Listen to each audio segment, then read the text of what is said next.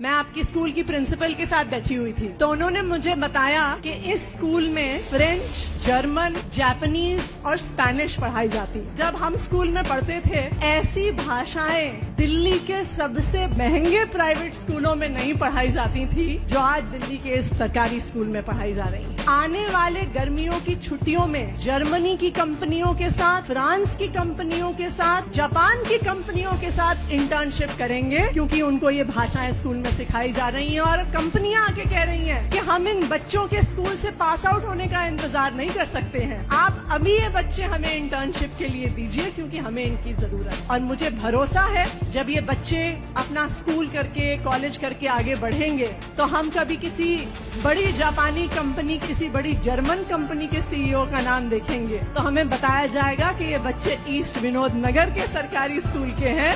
جو آج دنیا میں اتنی اونچائیوں پہ پہنچ گئے.